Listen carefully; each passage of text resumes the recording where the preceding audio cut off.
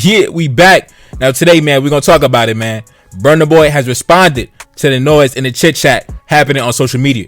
Now, for those of y'all who didn't know, Burna Boy was answering questions on a recent appearance or interview. And during that interview, he was asked the potential benefits or the opportunities that will be available to the African diaspora if they seek to make the connection with the African continent. Now, for whatever reason, there were certain people that took offense to that statement. One particular gentleman who goes by the name of Tariq Nasheed. And we'll get into some of his statements a little later. But today, let's get into what Burna Boy had said in response to some of the, I don't want to say backlash, but to some of the reactions on social media. Burna Boy hopped on his Instagram stories and he said this: "It's sad to see that in 2023, there are still such black people who would prefer that we stay divided and conquered. Maybe it's my accent or something, but I never said you are African and not American. I also did not say Africa is a part of heaven. You deserve all the land and reparations that you want from America, and I'm 100% in support of that. And all I've ever done is try to make you understand that you have Africa too, that loves you. And I believe coming together as brothers and sisters is the only way forward for us black people worldwide. You work against the progress of our people worldwide if your goal is to keep us divided." Now, for those of y'all who watched my video yesterday, then you already know the only thing Burna Boy said was black people around the world should have an international mindset in regards to networking and business and things like that. It could only be a positive for us all as a people. It could only be a strength of power and influence for us as a people. That's all he said. But unfortunately, some people took that as a personal slight, a personal attack, felt like their cultural identity was under attack. You know, just a bunch of grown-ass men in their 40s and their 50s acting like a bunch of teenage girls, 14, 15 years old in the cafeteria or the schoolyard trying to see who could tell the best joke. Clown-ass niggas. People that we don't take seriously. Just like Tariq Nasheed, the topic of today's video. Now, let's get into what Tariq Nasheed said in his broadcast, where he put out a fraudulent and a salacious headline where he said Burna Boy said that black Americans don't know where they came from. That's not what Burna Boy said. Burna Boy's message was a call to unite, a call of unity, an olive branch, extending the olive branch, letting you know that, listen, we all family, let's unite, let's see the bigger picture, and let's build a better future for our people. That's what I heard in Burna Boy's message. Somebody else, they heard a different message. Apparently they heard an adversarial message. But like I said, when you got these emotional, overgrown ass children, that's usually the outcome. Now, let's go into what Tariq Nasheed had said. Some interesting things that I want to attack in his recent broadcast. Let's go, play the footage. We know where our grandparents are from. They're from here. We know our grandparents from generations. We can trace some of our grandparents back to the damn 1800s. I can trace mine to the 1700s. We have a very unique relationship to this land, to the United States. We're the only group who built the United States from scratch. No other group can make that claim. White people can't even make that claim. We built this thing from scratch. It was our labor that built this country from scratch. The white supremacists can't even say that. Just because you held the whip, you don't get credit for building the country. That's and this the analogy I like to give. That's like giving Joe Jackson credit for making Thriller. Just because he whooped Michael's ass, don't make Joe Jackson the creator of Thriller, the greatest album ever. You don't give the ass whooper credit just because you whipped somebody into showing the fullest potential of their talent. Alright, now listen, I've already addressed this topic in previous videos, but unfortunately I gotta do it again. Do you know how ridiculous that you sound as a black man when you brag on the fact that the white boys, by the threat of the gun, by the threat of the whip, he forced you to build an entire empire for him? You take the humiliation of your ancestors and you rally around that as a source of pride. Even though Burna Boy in the original video, he did not ever say that anybody's ancestors didn't build this or contribute to this. And if you want to be technical, Burna Boy's ancestors being a Nigerian, he also could say, well, my ancestors contributed to the wealth and the dominance and prestige of the British Empire, right? As a Haitian, I could get online and I could start holding my nuts and be like, yeah, a large part of the current wealth and prestige that France currently enjoys, yeah, my ancestors, yeah, we built that. Yeah, from the sugarcane plantations, yeah, we built that. To me, that would sound foolish. That would sound retarded. And then for Tariq Nasheed to actually acknowledge that the white boys whooped your ass. You actually compared white men to ass whoopers and said that you were the one that was getting your ass whooped, and said that you had to get your ass whooped in order for your talent to shine through. In order for your talent to manifest, you had to have a white boy standing over you with a damn shotgun and a whip threatening to kill you. And you actually hopped on a microphone and said that out loud to a crowd of people like it was some fly shit to say. I can't believe this nigga. I can't believe this dude. First of all, I just want to set the record straight. Talking about that another group of men had to motherfucking whip your ass and colonize you and conquer you, and you built some shit for another group of men, that is not some fly shit to say, and it's the reason why you're the only one in the room speaking that shit. Ain't nobody else in the diaspora bragging about that dumb shit. Ain't nobody in the diaspora talking about, yeah, we built the wealth of Portugal, we built the wealth of France, we built the wealth for Spain. Well, I mean, Maybe the brothers in the Dominican Republic might say that. But besides y'all two, the Dominican brothers, that brag about the connection to Spain, and the FBA brothers that brag about the connection to the British colonists and George Washington and shit like that. Listen, y'all the only two groups in the diaspora talking that bullshit. Now, I could be wrong, but I've never heard a Nigerian, in my experience, brag about the fact that his ancestors got their ass whooped and contributed to the wealth of Great Britain. I never heard a Senegalese person talk about, yeah, man, my ancestors got their ass whooped and got their resources stolen and driven back to Europe. And my great grandmother was forced to take a European husband. She had no choice and she would die. Like, ain't nobody else bragging about that shit except goofy niggas like Tariq Nasheed. And what makes it more stupid is the fact that Tariq Nasheed's response was completely off topic. Burna Boy did not mention anything of the sort. He didn't mention nothing about building no country or anything about, oh, your ancestors was from here and you native to America. He didn't even say nothing. He just said, listen, connect to Africa, we gonna win. Connect together, we gonna win. That's all he said. So all this temper tantrum shit for a grown ass man damn near in his 60s, you want some bullshit right now, bro. You want some bullshit. The only thing Burna Boy said was black men in particular, black people across the diaspora should have an international mindset, right? An international point of view, a perspective as you do business, as you connect and network internationally. Now, I know some of you may be asking, what is an international mindset? We got to break it down for the slow kids in the back, the Tariq Nasheed supporters that just so happen to might have clicked on this video. Let's get into it. Let's break it down. An international mindset means you're not just focused on your local community or your region, but you're thinking on a global level, on a global scale. You're considering the entire world as your playground, and you're willing to network and do business with people from all over the world. Now, of course, this is standard procedure for men of big affairs, but in this conversation, we're talking about particularly black men from all over the world. But of course, we can do business with people from different backgrounds, different walks of life. That's how it goes. Now, let's continue. Why is this important? Well, number one, the world is becoming more and more interconnected every single day. In order to succeed in this global economy, you need to have connections and networks in various parts of the globe. And as you already know, this especially rings true for black men. Furthermore, the political power of a community is directly tied to its economic power. If black men want to have a say in our society is run, we need to be economically and politically powerful. Point blank, period. Ain't no way around it. Like Future said, ain't no way around it. Ain't no way around it. Now, first things first, before we can move into the future, we got to address the fact that some of y'all are still stuck in the past, man. Unless you're looking into the past to talk about our stories of victory and glory, stop looking into the past, man. Stop looking into the past to bask in our stories of defeat and disgrace and being trampled upon and being conquered and being destroyed. Why the hell would you constantly harp upon these stories of just tragedy, bro? You should only look in the rear view to discuss your stories of triumph or to learn from your past mistakes to look into the future. Stop basking in this bullshit talking about we built the United States, we built this, that, we built this, that, and the third, but you didn't build shit for you though. What did you build though? And the most hilarious part of this whole thing is the fact that you think you're going to obtain reparations by not having an international mindset, by not having an international orientation, by not having international connections. You're out of your goddamn mind. You're living in fantasy land. You're living in la la land. You ain't for real. You ain't serious. You're a fucking comedian. Because if you were serious, you would understand that obtaining reparations for the historical injustice suffered by black people in the United States and by other Western powers in different locations, this would require a massive amount of economic and political power. This would likely involve a combined effort launched by powerful black men in the business and political sectors of multiple countries, as well as the backing of certain key African states that can leverage their influence in support of the initiative.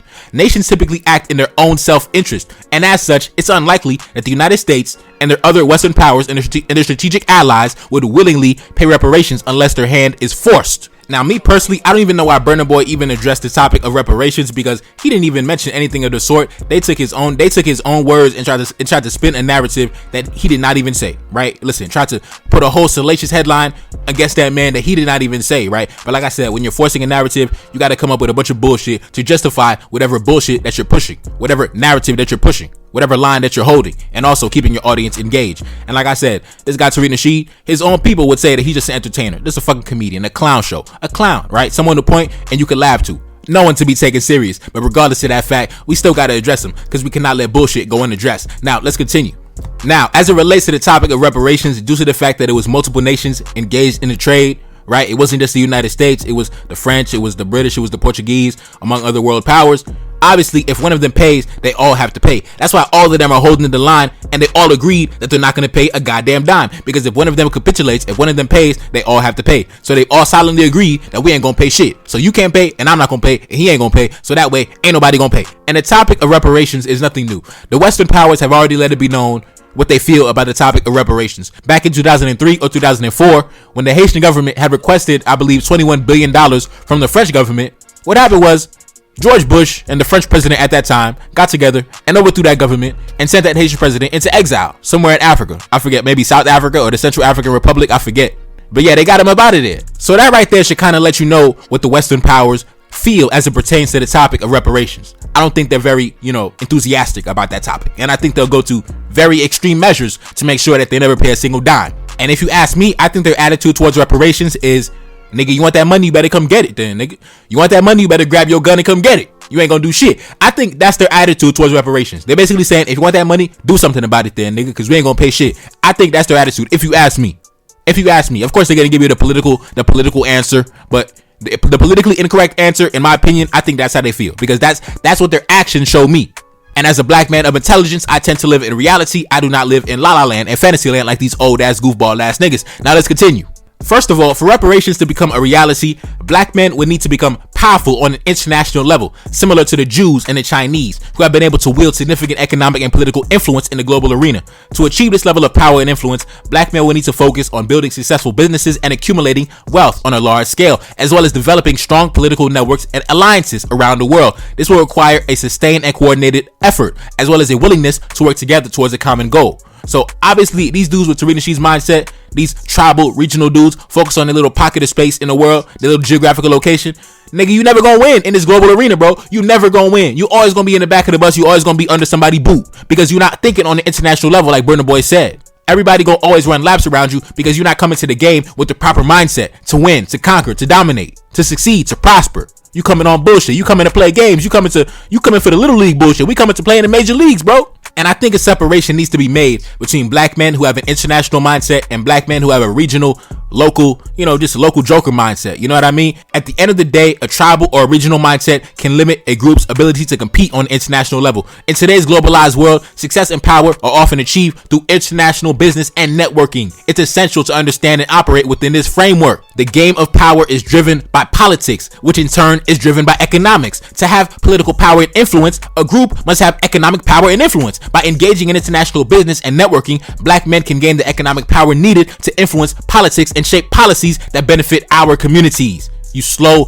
goofball, slow FBA.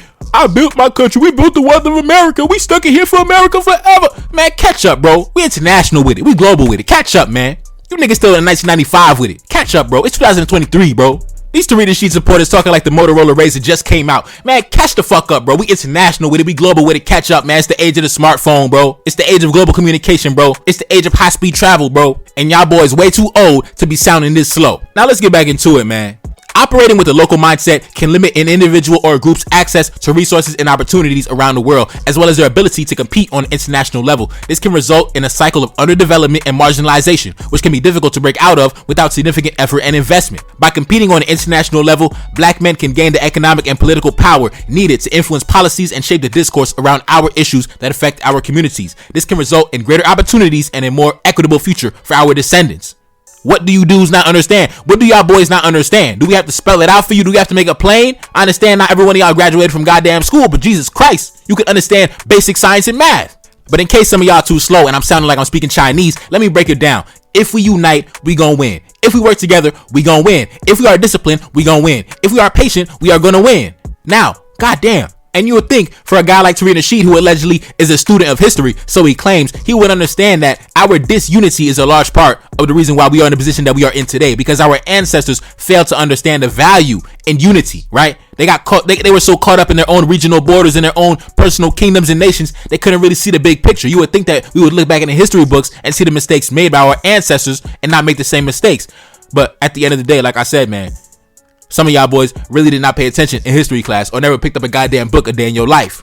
First of all, the slave trade was a devastating and tragic point in our history. It was in part due to the local and regional mindsets of African leaders at the time. Many African kings failed to see beyond their borders and understand the geopolitical landscape of the world beyond their immediate surroundings, similar to the goofballs like Tariq Nasheed that we see today. Our disunity allowed the European powers to exploit our divisions and our rivalries between different African states, which made it easier for them to capture and transport Africans as slaves across the Atlantic. The failure of African leaders to unite and confront this threat head on left them vulnerable and ultimately led to the enslavement of millions of our people. It's essential for black men today to learn from the mistakes of the past and understand the importance of an international mindset. By seeing the world beyond our immediate surroundings, we can better understand the geopolitical landscape and identify political threats and opportunities, regardless of our cultural or our ethnic backgrounds. By working together and respecting each other's backgrounds and beliefs, we can build a stronger and more powerful community that is better equipped to navigate the challenges of the modern world. Ultimately, it's up to black men to take responsibility for our collective future and ensure that we are equipped with the skills, the knowledge, and the networks needed to succeed on an international level. By learning from the mistakes of the past and embracing an international mindset, we can build a brighter future for ourselves and our future generations. And even if that wasn't motivation enough, as a black man who, as a man, period, you should be wired to compete. So if you see a bunch of different groups of men from all over the world, from different walks of life, bum rushing into the African continent because they see the value, they understand the strategic chess piece that Africa represents on the geopolitical chessboard, and you as a black man of the diaspora, you should be first in line for anything that the continent has to offer. You should be first in line trying to compete, throwing elbows to get the other groups of men out the way. But unfortunately, I know a lot of y'all ain't built like that. Especially if you're a follower of Tariq Nasheed. I know you ain't built to compete. I know you ain't wired to compete. I know you a hoe. I know you ain't built to really get on the battlefield and really get it popping like that. You ain't built like that. You soft, nigga. You soft. You soft. You know how I know you soft? Because look how you reacted to what Burna Boy said. You reacted like a bitch. You soft. You soft. You soft. You ain't wired to compete. Sit on the sidelines, little nigga. You sit on the sidelines. You ain't wired to compete. Sit down, nigga. Sit down, nigga. Yeah. Because to keep it a stack, black men my age, young brothers, we're not trying to hear the same old stories, the same old war stories about the white man whipped your ass in slavery. Man, forget that. We understand we got a history that is way more glorious than our little time on a plantation getting beat over the head during slavery. Man, fuck all that. You gotta understand, bro, we have a rich and a glorious history that spans millennia, long before the European slave trade. So why should we take pride in building up Western nations through slave labor? Why can't we make history today and build something for ourselves today? You niggas still harping on the fact that the white man beat you over the head back in 1744 and put you on the cotton field. Man, forget that, bro. Forget that. That's not a source of pride. That's a source of humiliation. I mean, come on, man. Let's get real here. Let's be real. The idea that we should be proud of building up nations like the United States or France or Great Britain through slavery is absolutely ridiculous. Yes, our ancestors were forced into slave labor, but that doesn't mean we should celebrate the fact that our forefathers were treated like property. We don't need to take pride in that. We don't need to take pride in that, bro. Our pride comes from building up our own civilizations, like ancient Egypt, Mali, Songhai, Ghana, Dahomey, Kanem, the Sokoto Caliphate, the Oyo. Bro, we have countless nations that we built that we didn't need to build under the threat of the gun. We didn't need a white boy hanging over our head with a shotgun, threatening to put a bullet in our goddamn cerebellum for us to build a goddamn thing. We built legendary shit on our own, through our own genius and our own merit. The black man's contribution to humanity goes behind slavery. It goes beyond slavery, bro. Stop harping on slavery. We have so much more to be proud of than just building the power and the wealth and the prestige of Western nations through slave labor. Our history as men does not begin at our first encounter with the Europeans. Our history goes back thousands of years, and it's time we start celebrating our true history and greatness. Stop looking back at the slave trade and start looking forward. We need to focus on building ourselves up as a people and as individuals. We can only do this by embracing an international mindset, like Burna Boy said, and competing on a global level, similar to other groups of men, and forming connections with like-minded people from all over the world. We need to understand the game of power is driven by politics, which is driven by economics. So let's build up our economic and political power as a collective group of men. We can only do this by becoming powerful in the business and political sectors of multiple countries that we currently inhabit. And we need to back this up with the support of key African states that can leverage their influence in support of our initiatives. That is how black men can be powerful and respected anywhere on the planet. Period, point blank. Anything else, you're wasting time, you bullshitting. Let's study the mistakes of the past so we can avoid them in the future. Our ancestors fell into the trap of a tribal or regional mindset, and that led to their downfall. We can't play a global game with a local mindset. We need to embrace an international mindset to truly compete on a global level and be successful. God damn. Anyways, bro, listen. It's your boy Neferkari Desaline back in the Billy. Yes, indeed. Like, share, subscribe, Cash App in the description. And I'm gone. Peace. Reincarnated, I'm back in original fashion. I left on a horse and came back in the ass, and I left with abundance and came back to famine. We used to be pyramids, now we be rapping. Look how the mighty have fallen. Used to be be running, now we be walking. When you be cooning, that's when they applaud it. Selling your soul, your sons and your daughter. Gotta come up in this shit, they stuck in the mix. Really, my heart it be breaking. That's why I'm stacking that paper and handle my business. Pass it down in generation. Talking about money and power and building a nation. That's a deadly combination. Never be watching the TV, they pushing agendas, falsifying information. Know they got malice intentions. Step in the room and I'm feeling the tension. Enemy watching, he blocking my vision. Pay for the check cause I need my redemption. Building my kingdom, I need it protected. Ready for war like a young Money Congo. Never decided the team is the motto. Up in the crib and I'm whipping up waffles. Up in the crib and I'm smoking gelato. I'm chilling, I'm taking my pain and make it ambition. I'm blessed by the gods, but I ain't religious. I came for the power, they came for the bitch. They making no hourly wage, I got business. This shit is an art, and they can never be taught. Selling my soul, I can never be bought. Play with my money, I see you in court. Run to the check and I do it for sport. Babylon falling, I go to the source. Packing my luggage and go overseas. Shorty be with me and she so elite. Shorty be chocolate, I'm calling her Hershey. Secret intelligence probably gon' murk me. Don't fuck with brands, cause nigga I'm Haitian. Say the wrong shit and you're smacking their faces.